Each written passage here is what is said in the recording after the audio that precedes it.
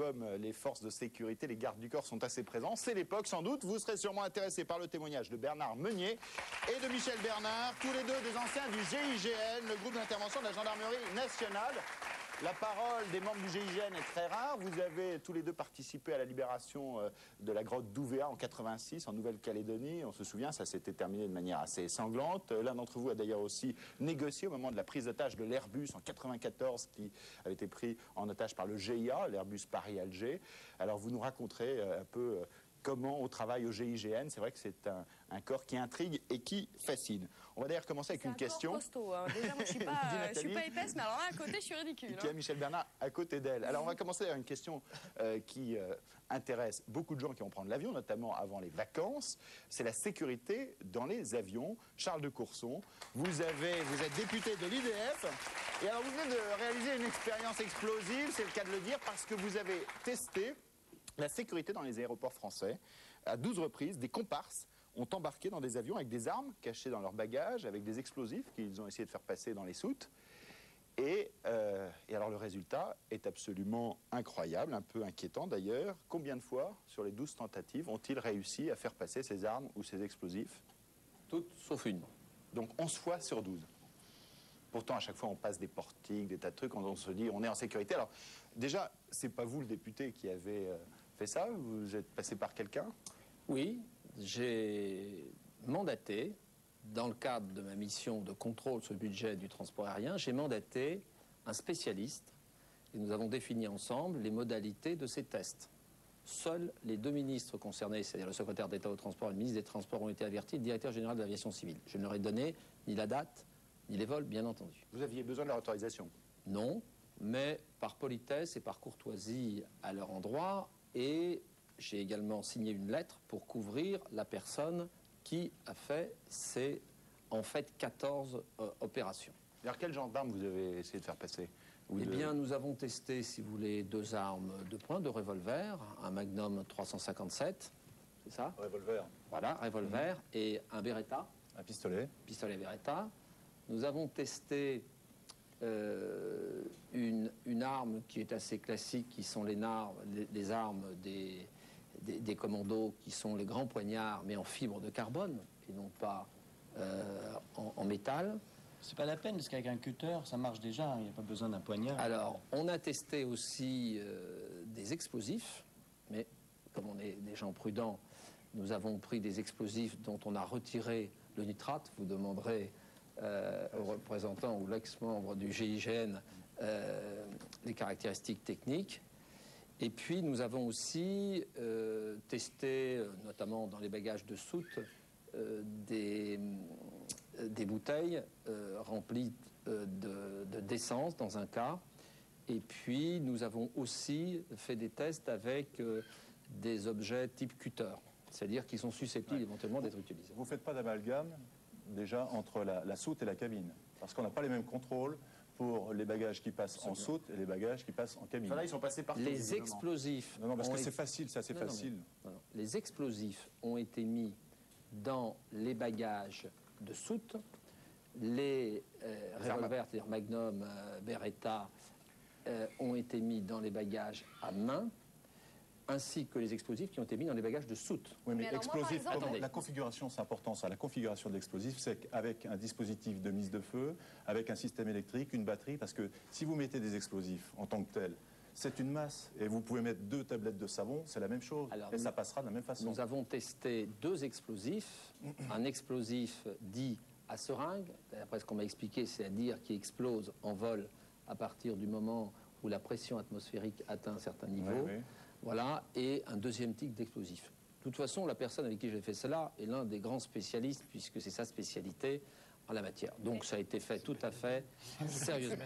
Mais monsieur le député, moi j'ai testé le coupe-ongle bêtement dans le sac à main et ça passe pas. Comment vous pouvez faire passer tout ça? Absolument. D'ailleurs, la seule fois où on nous a détecté, c'est un coupe-ongle, madame. Il y a le ciseau à moustache aussi qui est mal à passer. Voilà. Mais comment vous avez fait pour les faire passer? Parce que ça paraît incroyable quand même que ça soit passé. Comment vous avez fait? Vous avez fait comment? Je ne suis pas le premier à l'avoir fait. Simplement, moi, je l'ai fait sur, en fait, pour être précis, 13 cas. D'accord, mais comment vous avez fait? En vol intérieur pour la très grande majorité, et on a testé un vol international. Pourquoi je ne l'ai pas fait au retour? Parce que c'était un vol vers les États-Unis. Et si on avait essayé de tester dans l'autre sens des États-Unis et que mon candidat était pris, il aurait eu quelques difficultés puisque je suis député de la République française et non pas député Enfin, il y a quand même américain. un revolver qui est parti aux États-Unis sur le vol aller. Hein, c'est ce que vous dites. Vous les avez cachés où pour réussir à passer tous ces contrôles? Mais ils étaient soit dans les bagages à soute selon les types, soit dans les bagages à main et le poignard était sur la personne elle-même.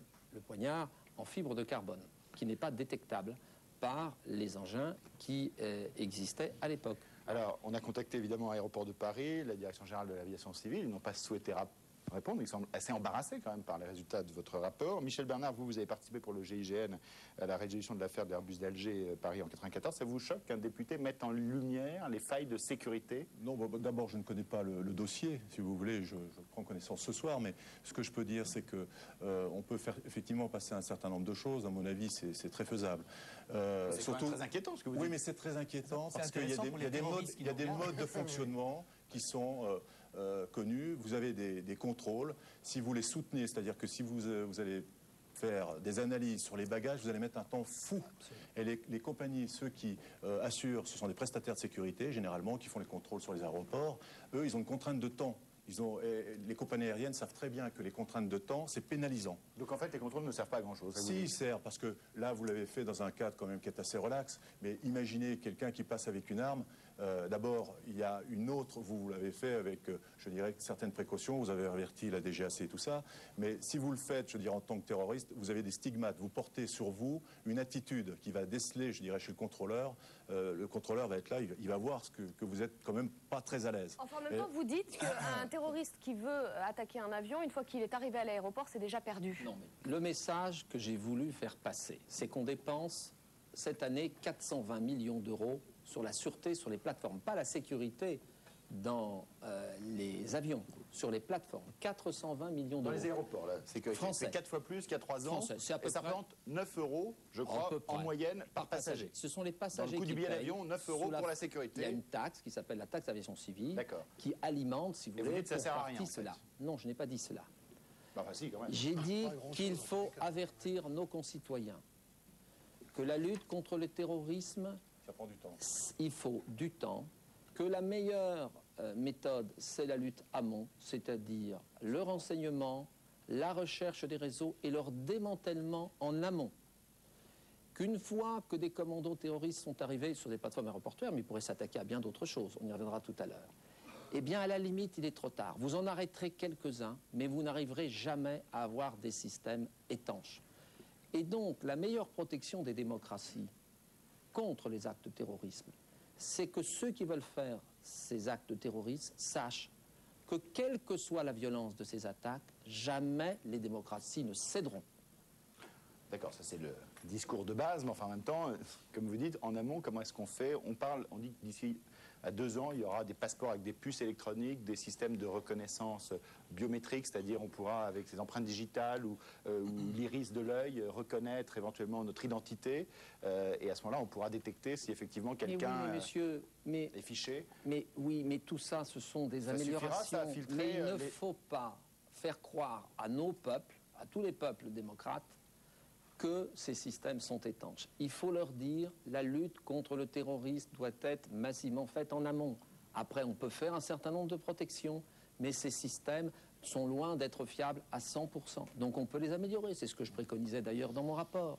Mais la meilleure protection, c'est la volonté des peuples de résister aux attentats terroristes. C'est ça la meilleure protection. Vous allez attendre notamment la réaction de Gilles de Robien, le ministre des Transports, qui vient de prendre, me dit l'AFP, personnellement connaissance de votre rapport. Vous lui en avez pas parlé avant?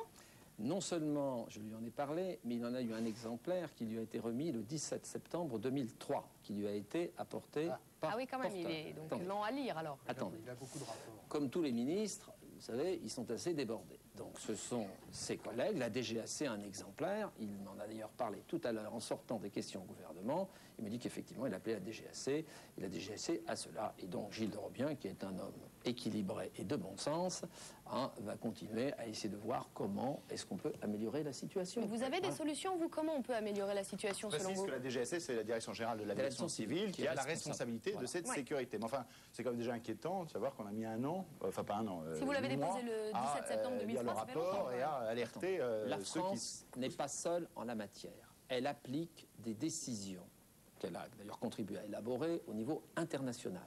Ce n'est pas des règles franco-françaises, ce sont des règles internationales.